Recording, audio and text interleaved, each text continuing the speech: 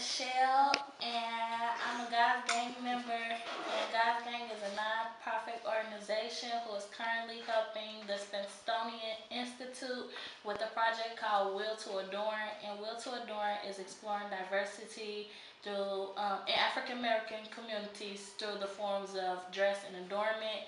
And we look for artists and artists who specializes in dress and adornment for African American people.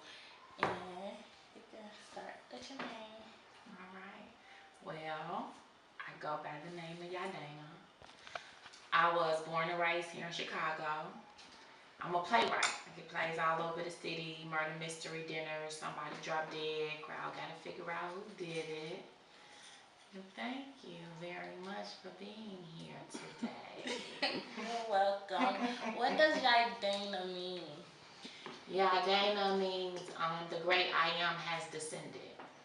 It was given to me by my teacher years ago. Okay. What encouraged your hairstyle? My hairstyle, I wanted something different. At the time, I was pregnant with my firstborn, and I knew I needed something drastic. I needed to make a drastic change, so it was my hair.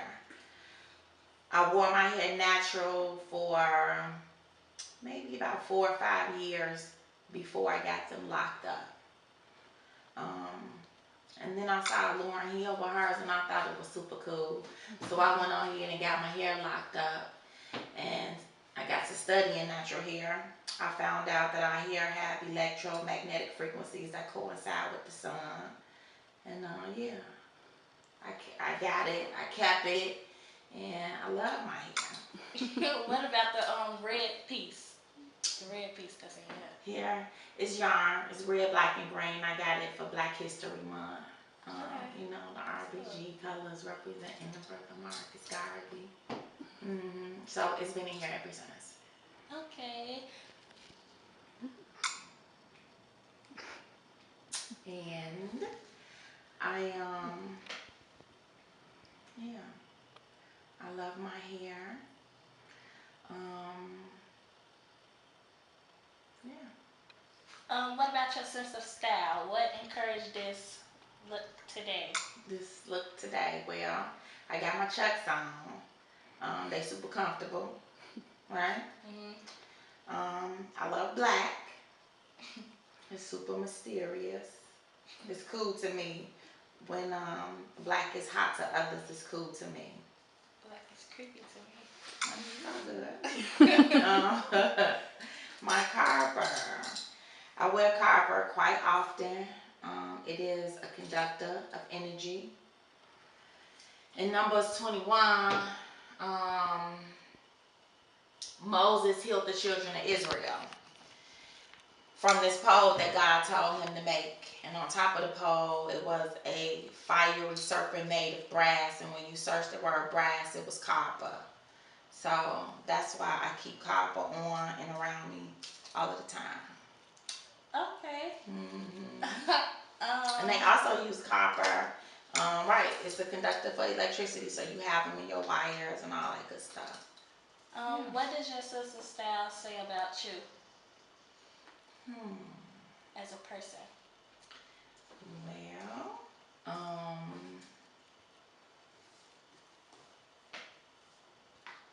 I believe that, well, I know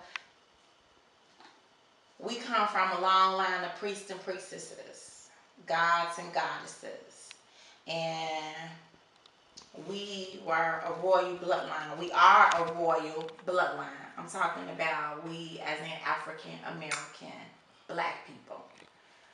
So I know the way I dress through habit. Habit is one of the ancient meanings for habit is clothing. We dress according to rank. Okay, who we are. And so I try to embody that every time I get dressed. I am from a royal bloodline. I know this. I am a priestess. I know this. I am God body, aka goddess, aka queen. I know this.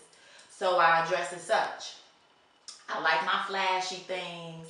I like my carpa. So when you see me, you know, jeez, this lady here is on a whole nother different level. I want to represent God body all the time, whether it's through my speech, through the way that I act, and definitely through my clothes, because before I speak, you see my physical appearance first. Okay. Mm-hmm. That's cool. Indeed. That's real cool. Okay, so my last question is, do you know any family or friends or neighbors with a special skill or who also goes by the way that you think of dressing? Oh, absolutely.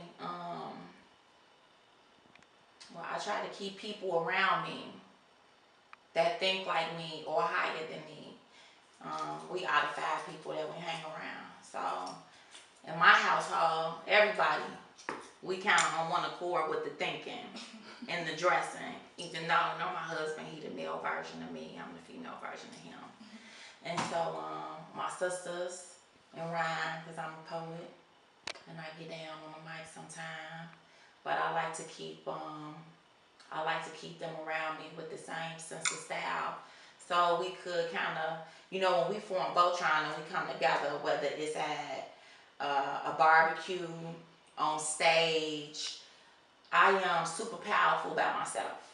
And when keeping people around you that look like you, that believe in the things that you believe in, and talk like you, you form Voltron, and so your powers are greater and they enhance. So who do I know? Everybody around me. Everybody around me. Okay. Yeah. And I said that was my last question, but this is my last question.